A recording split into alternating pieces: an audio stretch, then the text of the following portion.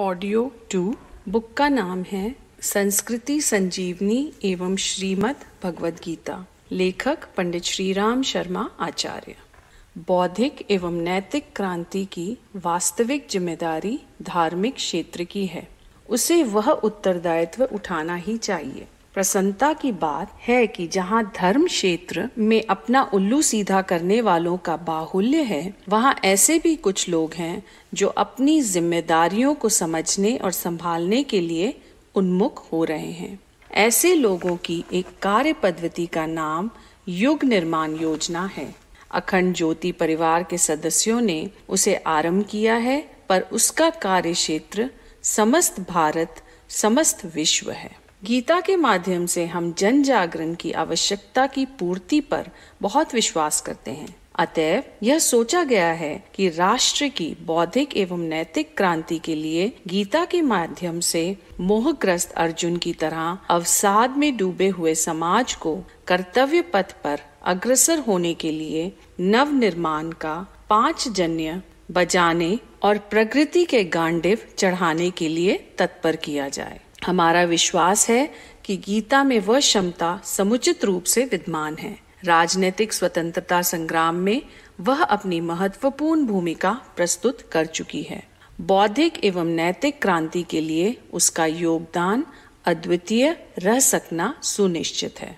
गीता कथा की शैली और प्रणाली। प्रस्तुत पुस्तक इसी दिशा में आरंभ किया एक विनम्र प्रयास है। श्रीमद् भागवत के सप्ताहों का प्रचलन हमारे देश में बहुत समय से है। 7 दिनों में भागवत का पाठ करने एवं उसके विशिष्ट स्थलों पर प्रवचन होने वाला धर्म अनुष्ठान कई शताब्दियों से प्रचलित है। यह एक उत्तम शैली है। कथा बालकों से लेकर वृद्धों तक को पसंद होती है। उनके आधार पर किसी निष्कर्ष तक पहुंचना अधिक सुगम होता है। विचार पूर्ण भाषणों एवं गवेश पूर्ण निबंधों की अपेक्षा कथा और संगीत वाले माध्यम सदा से लोकप्रिय रहे हैं। साधारण जनता तक विचारों का पहुंचाया जाना इन्हीं माध्यमों से संभव है। यही कारण है कि प्राचीन काल में 18 पुराण, 18 उप पुराण आदि बने और आज भी पुस्तकों की बिक्री में 3/4 कथा साहित्य ही होता है। धर्म प्रचार के लिए भी यही माध्यम सरल पड़ता है। इसीलिए पुराणों की कथाएं कहने सुनने का प्रचलन हमारे देश में बहुत समय से रहा है। भागवत सप्ताह की शैली इस दृष्टि से एक सुधारी हुई और व्यवस्थित पद्धति मानी जा सकती है। उसी शैली का अनुसरण करते हुए गीता सप्ताहों का कार्यक्रम युग निर्माण योजना के अंतर्गत निर्धारित किया गया है। गीता कथा में 12 प्रवचन हैं। गीता के 12 श्लोकों की व्याख्या है। 7 दिन में 14 बैठकें होंगी। इसमें से प्रथम दिन का आधा भाग भूमिका के लिए एवं आधा उपसंहार के लिए रखा गया है। शेष 12 में प्रवचन होते हैं। अतएव 12 श्लोक ही पर्याप्त समझे गए। प्रत्येक श्लोक साथ साथ उसमें सन्निहित आदर्श की भावना हृदयगम कराने वाली अनेकों पौराणिक ऐतिहासिक कथाएं तथा दृष्टांत जुड़े हुए हैं। श्लोक, दोहे तथा रामायण की चौपियां परिशिष्ट के रूप में दी गई हैं। यह सब सामग्री कथावाचक की सुविधा के लिए एक स्थान पर एकत्रित कर दी गई हैं और उसके सामने उपस्थित जनता के अनुरूप उससे प्रस्तुत सामग्री के आधार पर कथा कहने की अपनी स्वतंत्र शैली का विकास कर लेगा। किस कथा को किस रूप में कहा जाए, उनमें से कौन सी कथा छोड़ दी जाए या किसे प्रमुखता दी जाए, कौन सा श्लोक, दोहा या रामायण प्रसंग कहाँ फिट किया जाए, यह निर्णय करना कथावाचक पर छोड़ा गया है। उसे वह अध्याय भली प्रकार पढ़ समझ और याद कर लेना चाहिए, ताकि पुस्तक का अक्षर अक्षर पढ़ने की अपेक्षा उससे यदा कदा ही सहायता लेने की आवश्यकता पड़े और अधिकांश भाग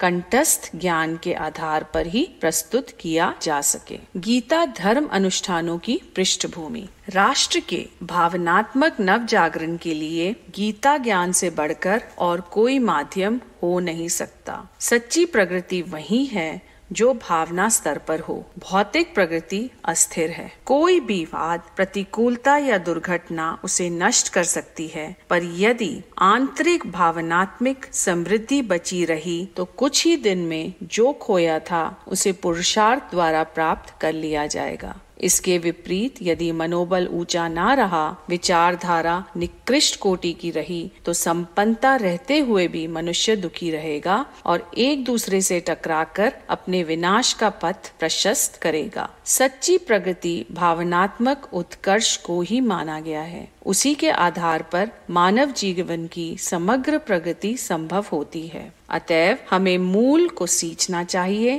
ताकि राष्ट्रीय विकास का वृक्ष पत्र पल्लव और फल फूलों से लदा हुआ दृष्टिगोचर हो सके। संसार में धर्म और राजनीति, यह दो ही शक्तियां प्रधान है। राजनीति का भौतिक जीवन पर नियंत्रण रहता है तो धर्म नीति का आंतरिक क्षेत्र है। इसलिए जहाँ मनुष्य के भावनात्मक उत्कर्ष का प्रश्न आता है, वहाँ राजनीति नहीं धर्म नीति की ही प्राथमिकता रहती है। हमें अपना भौतिक ही नहीं भावनात्मक उत्थान भी करना है। इसलिए भौतिक सुख साधनों की वृद्धि के प्रयत्नों तक ही सीमित न रहकर वे प्रयास भी करने ही चाहिए जिनसे हमारे आंतरिक स्तर को ऊंचा उठाने में सहायता मिले। इस दृष्टि से गीता की उपयोगिता अनुपम है। भावनात्मक उत्कर्ष के लिए गीता की विचारधारा को एक व्यापक आंदोलन का रूप दिया जाना युग निर्माण की दृष्टि से आवश्यक था। अतएव यह योजना बनाई गई है कि गीता को एकाकी पठन पाठन चिंतन मनन तक ही सीमित न रहने देकर उसकी महान विचारधारा का जन जागरण के लिए भी उपयोग किया जाए और उस उपयोग को एक योजनाबद्ध प्रक्रिया के रूप में आगे बढ़ाया जाए। प्राचीन काल की कथा शैली जन जागरण के लिए बहुत ही उपयुक्त पद्धति है। श्रद्धा और धार्मिक वातावरण में ही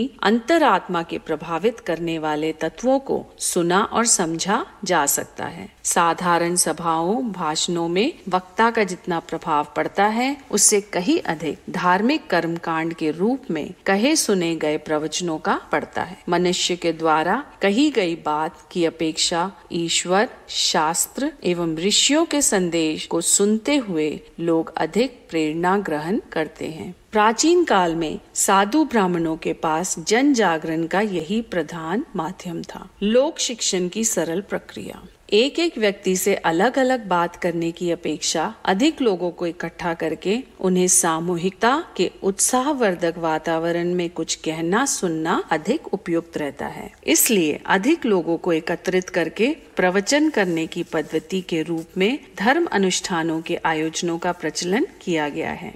पारिवारिक धर्म शिक्षण के लिए 10 संस्कारों में के धर्म अनुष्ठान पूर्वक सामूहिक आयोजन चलाए गए, जिससे उस घर के तथा पड़ोस के लोग एकत्रित होकर जीवन उत्कर्ष के विभिन्न पहलुओं पर अनुभवी पुरोहितों द्वारा दी हुई शास्त्रों की धार्मिक शिक्षा को ग्रहण कर सके। इसी प्रकार पर्व और त्योहारों को सामूहिक रूप से मनाने की प्रथा चली ताकि समाजगत समस्याओं का स्वरूप समझने और उन्हें हल करने के लिए आवश्यक शिक्षा को उन अवसरों पर सुना समझा जा सके। व्यक्तिगत जीवन का निर्माण षोडश संस्कारों के माध्यम से और समाज का निर्माण पर्व त्योहारों के माध्यम से किया जाता है। यह पद्धतियां जब तक उपयुक्त रीति से चलती रही, तब तक इनका समुचित लाभ भी भारतीय समाज को मिलता रहा। आज भले ही वे महान परंपराएं चिन्ह पूजा मात्र रह गई हैं, पर जब कभी भी उनका पूर्व काल की तरह सही स्वरूप प्रयुक्त होने लगेगा,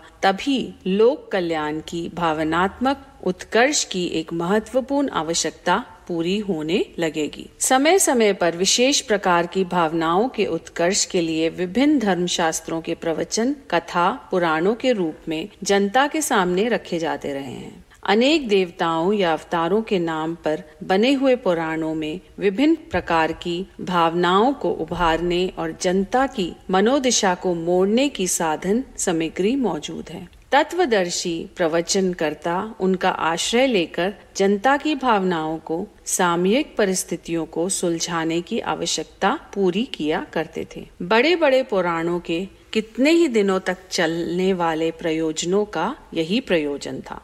जनमानस का परिष्कार। सत्यनारायण व्रत कथा अनंत चतुर्दशी, ऋषि पंचमी, एकादशी, महामत्य, माघ, महात्म्य आदि कथाएं एक दिन की होती हैं। उनमें दैनिक जीवन के स्थायी धर्मचरण की शिक्षा रहती है। पर कई दिनों तक चलने वाले पौराणिक कथा प्रवचन जनता की मनोदशा को क्रमबद्ध रूप से एक विशेष प्रयोजन के लिए ढालते हैं और उनमें जो विकृतियां उत्पन्न हो रही होती हैं, उनके समाधान का वातावरण उत्पन्न करते हैं। इस दृष्टि से इन देर तक चलने वाले कथा प्रवचनों का अपना विशिष्ट महत्व है। विचार उत्तेजक भाषणों को कहने समझने के लिए परिष्कृत मस्तिष्क चाहिए, अन्यथा उन गंभीर बातों का समझना और समझाना दोनों ही कठिन हो जाते हैं। कथा कहानियों द्वारा यह प्रयोजन बड़ी सरलता से सिद्ध हो सकता है। पढ़े बिना पढ़े बालक बूढ़े सभी कहानियां पसंद करते हैं और समझते हैं। उनमें मनोरंजन एवं आकर्षण भी रहता है। न कहने में थकान आती है और न सुनने में। इसलिए प्राचीन काल के इतिहास, उपाख्यान, संस्मरण एवं दृष्टांतों के माध्यम से जो भी विषय प्रतिपादित किया गया था, वह भली प्रकार समझ में आ जाता है। गंभीर विषयों को सरल रीति से जनमानस में स्थान दिलाने की दृष्टि से कथा पुराणों का विशिष्ट महत्व है।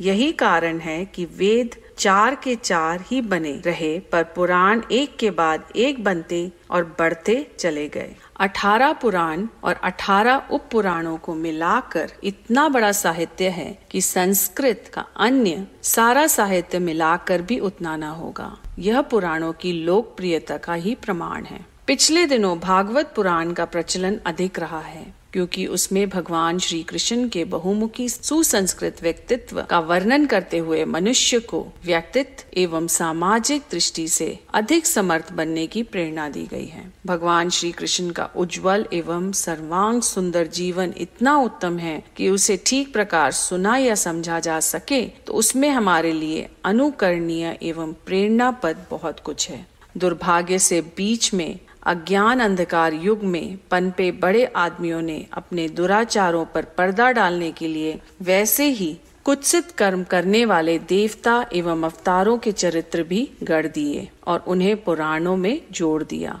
जिस सामाजिक मर्यादाओं को निभाने, चरित्र को उज्जवल रखने एवं कर्तव्य परायण रहने के उद्देश्य से कथा प्रवचनों की परंपरा चली थी, उसे ही डुबा दिया है। देवता और अवतारों के ऊपर ऐसे कुकर्म जोड़ दिए गए हैं जो साधारण स्तर का भला मनुष्य कहलाने वाला भी करते हुए सकुचावेगा। अनैतिक बातों का पुराणों के नाम पर समर्थन करा के सामंतों ने अपने दुराचार का मार्ग प्रशस्त किया और अपने विरोध को घटाया। बहुपत्नी प्रथा का कलंक भारत में केवल अज्ञान अंधकार के युग में ही रहा। उसके समर्थन में कथा वालों ने गढ़कर अपने यहाँ ढेरों रखेले, दासियां, रानियां रखने का ही द्वार खोला।